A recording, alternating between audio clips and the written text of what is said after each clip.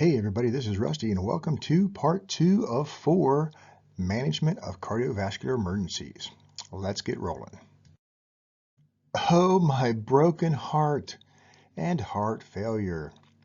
Heart failure is the mechanical performance is compromised and cardiac output can't meet the demands of the body. The different types of heart failure are right-sided heart failure, left-sided heart failure, congestive heart failure, and then a couple other ones you don't normally hear is diastolic heart failure. The heart chambers, or I should say the heart muscle, are thickened and they're stiff, and the heart can't fill up with blood to get squeezed to the lungs and the rest of the body. That's diastolic. And then there's systolic, where the muscles and the chambers have been stretched so much they're thin and they just don't have that enough oomph to move the blood forward to the lungs and the body. So that's your types of heart failure. Left-sided heart failure is the left side of that heart just can't squeeze enough to push blood to the body. So that results in an increase in back pressure into the pulmonary circulations. What can cause that? Acute myocardial infarction, valvular diseases, chronic hypertension, and various dysrhythmias. So if the fluid is backing up into the lungs, you get those crackles in the backles or the rails. You may also have some paroxysmal nocturnal dyspnea. What the heck is that? You're laying flat, sleeping at night, and then you can't breathe, and you have to sit up and go to the lazy boy, prop yourself up, or sleep with a whole bunch of pillows behind you so the fluid settles in the lower bases of the lungs, and at least the upper lobes can exchange oxygen and carbon dioxide. So you got those coughs, crackles, might have some wheezing, might even have some blood-tinged sputum. So the alveoli are so full that those capillaries are starting to pop and creates that blood in your sputum. If it starts to affect your brain, they could be restless and confused. They can have that exertional dyspnea. They get out of breath just walking to the kitchen or upstairs. That's some signs and symptoms of left-sided heart failure. All right, next is right-sided heart failure, or cor pulmonale. High pressure in the lungs results in an increased back pressure into the systemic venous circulation, in the body. What causes this? The most common cause of right heart failure is left heart failure. MIs of the right atrium and ventricle, and sometimes systemic hypertension and COPD. That cor pulmonale, the right heart muscle, right ventricle muscle starts to get bigger because it has to push that blood forward into the already filled lungs, and it's very difficult. Fluid starts backing up. You'll have JVD, peripheral edema, ascites. You might start collecting fluid in their belly. They might have an enlarged liver and a large spleen. They might have anorexia, not eating a whole bunch, and still have some weight gain. So those are some signs and symptoms of right-sided heart failure. Next is congestive heart failure. There are 400 new cases diagnosed each year. It's the most common hospitalized issue in patients over 65 years old.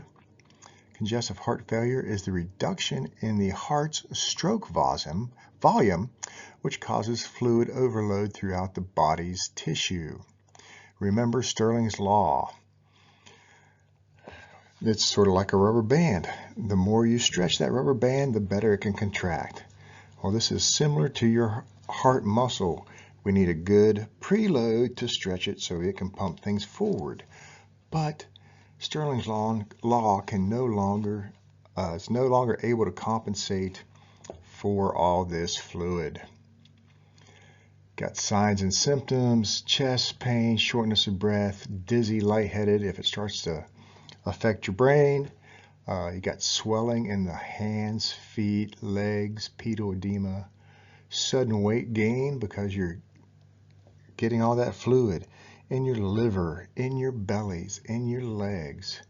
So, and sudden fatigue and weakness. Like I said, you're going to get weak and short of breath just walking to the kitchen or upstairs. And that's CHF. Heart failure assessment. You can have a chief complaint of chest pain or shortness of breath. You're going to do your primary assessment, that GLT. It's easy as ABC.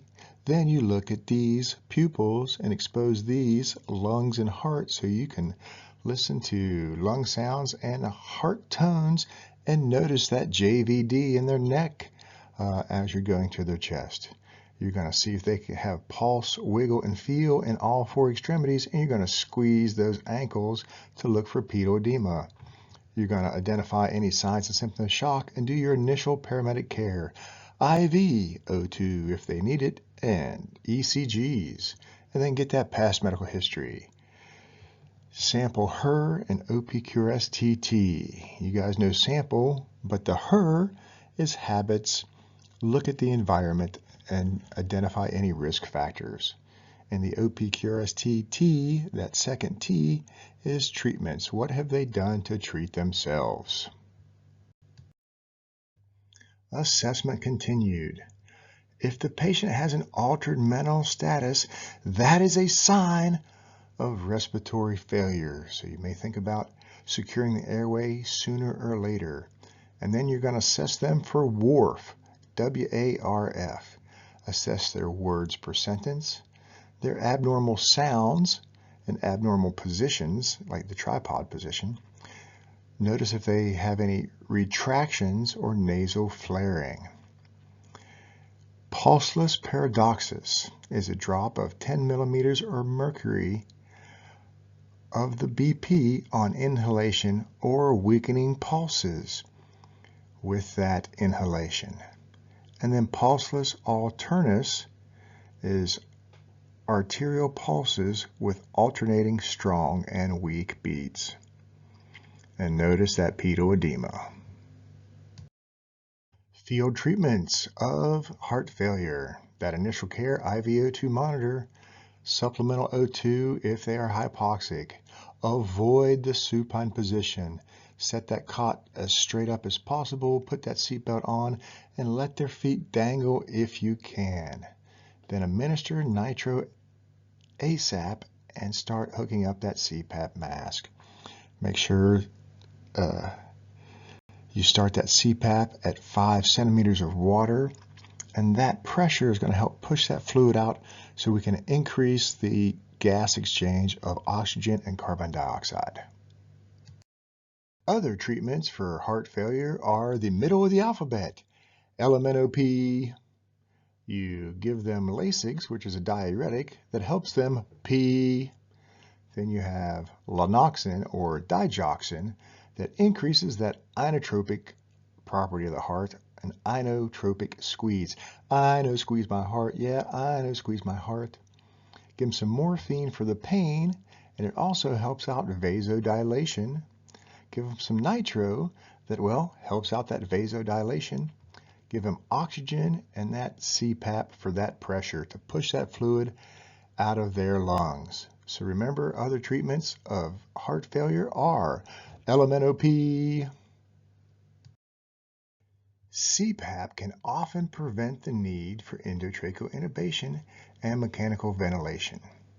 It helps maintain that consistent pressure within the airways throughout the respiratory cycle, and that CPAP will help remove that excess fluid out of the alveoli so we can pass some gas, O2 and CO2.